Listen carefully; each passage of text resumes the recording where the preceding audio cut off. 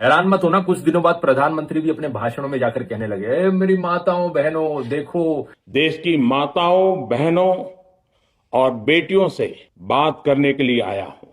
कैसे ये औरतों के खिलाफ हैं, आप लोगों का बिल नहीं पास होने देते। कांग्रेस और उसके साथियों ने महिलाओं से उनके अधिकार छीनकर ये लोग मेजे थपथपा रहे थे। बिल के अंदर जब तक मुसलमान भाइयों की महिलाएं नहीं शामिल की जाएंगी, हम समाजवादी लोग इसका साथ नहीं देंगे। बैठिए बैठिए, बता दो। मुस्लिम देश की माताएं बहनें बेटियां, आज आप सब दुखी हैं। मैं भी आपके इस दुख में दुखी हूं। 400 पार।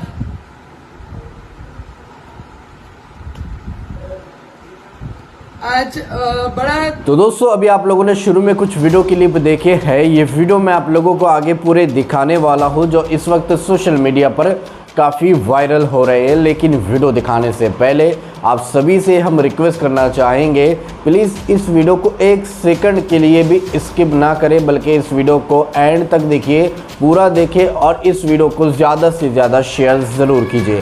तो दोस्तों, इस वक्त हमारे देश के प्राइम मिनिस्टर नरेंद्र मोदी जी का एक वीडियो वायरल होता है, जिसमें मोदी जी जो है भारत के सभी महिलाओं से हाथ जोड़कर माफ़ी मांगते हैं। अब आखिर वो माफ़ी क्यों मांगते हैं, आगे हम आप लोगों को बताएंगे। और इसी तरह से बीजेपी की नवनीत राणा का भी रो रो कर बहुत ज़्यादा बुरा हाल है। वो किस तरह से रो रही है, मैं आप लोगों को उसका भी वीडियो क्लिप दिखाऊंगा।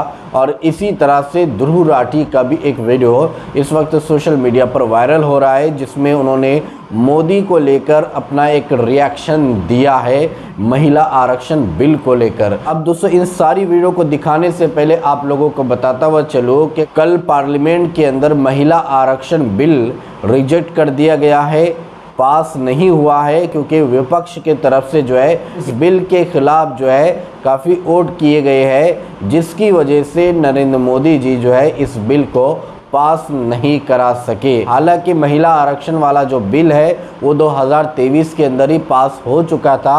अब इसी के आड़ में दो और ऐसे बिल लाए जा रहे थे जो कि बिल्कुल भी सही नहीं थे महिलाओं के लिए। तो उस बिल को रिजेक्ट करने के लिए सभी विपक्ष पार्टियों ने जो है इन्हें वोट डाले, जिसकी वजह से वो बिल पास नहीं हुआ। तो अब इसी को लेकर हमारे देश के प्राइम मिनिस्टर नरेंद्र मोदी जो है सभी महिलाओं से माफ़ी मांग रहे हैं, हमें क्षमा कर दीजिए, हम इस बिल को पास ना कर सके। विपक्ष ने जो है आपका अधिकार को छीन लिया है, जो हम अधिकार आपको देना चाहते थे। तो आइए सबसे पहले मोदी जी का ये वायरल वीडियो क्लिप देखें, फिर आगे हम आप लोगों को नवनीत राणा और ध्रुव राठी का भी वीडियो क्लिप दिखाएंगे। देश की माताएं बहनें बेटियां, आज आप सब दुखी हैं। मैं भी आपके इस दुख में दुखी हूं। नारी शक्ति को भागीदारी दिलाने की लड़ाई दशकों से चल रही है। वर्षों से मैं भी इसके लिए प्रयास करने वालों में से एक हूं। आज भले ही बिल पास कराने के लिए जरूरी 66% वोट हमें नहीं मिला हो, लेकिन मैं जानता हूं देश की 100% नारी शक्ति का आशीर्वाद हमारे साथ है।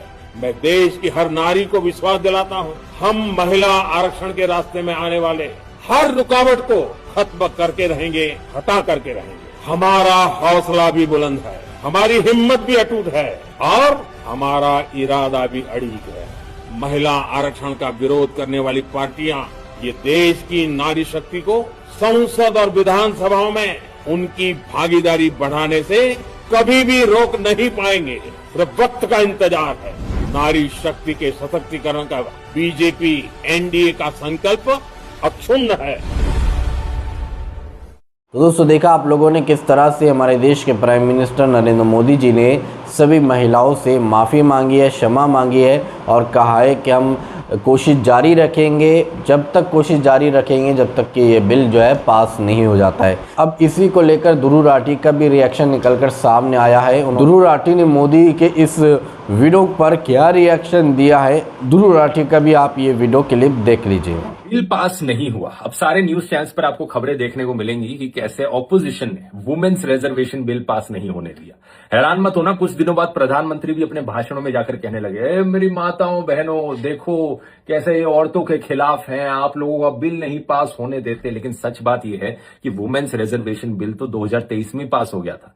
454:2 के वोट के साथ। तब किसी ने अपोज नहीं किया था उससे। असलियत में जो बिल नहीं पास हुआ, ये एक डीलिमिटेशन बिल था जिस पर वुमेन्स रिजर्वेशन का मुखौटा लगाया गया था। असली मकसद इस बिल का था लोकसभा की सीटें बढ़ाना। और क्यों बढ़ाना? क्योंकि अगर एग्जिस्टिंग 543 सीट्स पर औरतों को रिजर्वेशन दे दी गई तो इन नेताओं को, इन पॉलिटिशियंस को अपनी कुर्सी छोड़नी पड़ेगी। ये लोग अपनी कुर्सी नहीं छोड़ना चाहते, इसीलिए इन्होंने कहा सीटें बढ़ा देते हैं और जो बढ़ी हुई सीटें हैं उन पर औरतों को रिजर्वेशन देंगे। लेकिन इससे भी खतरनाक चीज ये थी कि अगर ये बिल पास हो जाता तो ये सरकार को कंट्रोल दे देता कि डीलिमिटेशन किस सेंसस के बेसिस पर करनी है और कब करनी है। जब लोकसभा में सीटें बढ़ती तो कॉन्स्टिट्यूएंसीज को भी रीड्रॉ करना पड़ता और उन कॉन्स्टिट्यूएंसीज की एग्जैक्ट बाउंड्री क्या होती, ये इनडायरेक्ट पावर सरकार के पास आ जाती। और सरकार पर आरोप लग रहा था कि अगर जैसा उन्होंने आसाम और जम्मू एंड कश्मीर में किया, वो पॉलिटिकल बाउंड्रीज को इस तरीके से रीड्रॉ करते कि हमेशा बीजेपी को ही इससे फायदा हो। इस चीज को इंग्लिश में गेरीमैंडरिंग कहा जाता है। जरा सर्च करके देखो इस शब्द को इंटरनेट पर और समझ कर देखो इसके बारे में। और जहां तक वुमेन्स रिजर्वेशन का सवाल है, प्रधानमंत्री से पूछो एग्जिस्टिंग 543 सीट्स पर क्यों नहीं दे देते रिजर्वेशन, बताओ। अब आइए दोस्तों, नवनीत राणा का रो रो कर बुरा हाल है। किस तरह से नवनीत राणा जो है रो रही है इस बिल के रिजेक्ट होने के बाद। नवनीत राणा का भी ये वीडियो क्लिप देख लीजिए। मोदी जी इस देश के प्राइम मिनिस्टर, जिन्होंने महिला आरक्षण का जो बिल लाया, पहले तो हम सभी माफी मांगना चाहेंगे मोदी जी से कि इस देश में उनको बहुमत नहीं दे पाए हम। 400 पार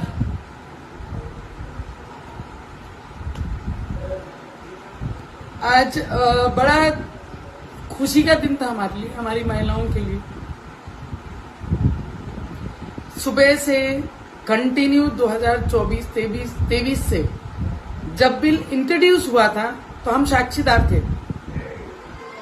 हमने वो बिल का बहुत आनंद लिया कि भाई आने वाले समय में 13-14% और अब वो 33% होगी महिला।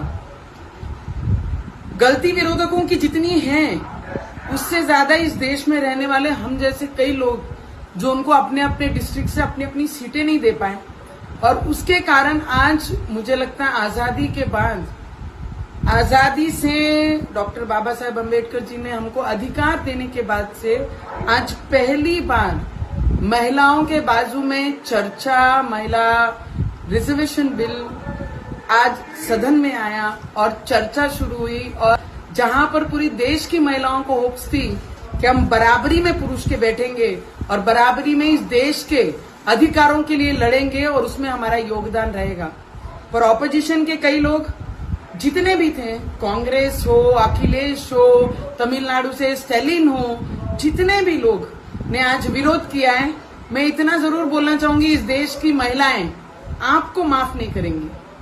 आपकी लाइफ पार्टनर, आपकी धर्मपत्नी आपका नाम लेकर, आपका प्लेटफॉर्म लेकर उस जगह पे पहुंची है, पर जो सादी महिलाएं जो पार्टी के लिए काम करती है, देश के हित में काम करना चाहती हैं, आज उन महिलाओं के लिए सबसे काला दिन इस विरोधकों ने बनाया है। तो ये याद रखना, ये विरोधकों को इस देश की कोई भी महिलाएं कभी माफ नहीं करेंगी। मोदी जी से हम पूरे देश की महिलाएं इतना आपको धन्यवाद कर सकते हैं कि एक प्राइम मिनिस्टर होने के बाद इस आम महिलाओं को, इस देश की महिलाओं के लिए और उनके आरक्षण के लिए आप विधायक पार्लियामेंट तक लाए, चर्चा में लाए, आपने पूरी कोशिश की। हम महिलाओं की तरफ से आपको दंडवत, पार्टी की वर्कर करके नहीं पर इस देश की महिला करके। ये अफसोस जरूर रहेगा कि विरोधकों ने अपनी राजनीति रोटियां सेकने के लिए इस देश की महिलाओं का अधिकार उनसे छीना है, तो आपको कभी माफ नहीं करेगा इस देश की महिला। दोस्तों, आप लोगों ने तीनों भी वीडियो क्लिप देख लिया है किस तरह से मोदी जी जो है अपनी सभी महिलाओं से माफ़ी मांग मोदी जी जो है भारत के सभी महिलाओं से माफ़ी मांग रहे हैं और उन्होंने ये आश्वासन दिया है कि आने वाले दिनों में हम इस बिल को ज़रूर पास करवा कर रहेंगे। तो दोस्तों, इस पूरी वीडियो को देखने के बाद अब आप क्या कहना चाहोगे, आपके इस बारे में क्या राय, तो कमेंट में अपनी राय लाजमी बताइए। तो चलिए इस अगले वीडियो में मिलते हैं, जब तक अपना ख्याल रखिए, शुक्रिया।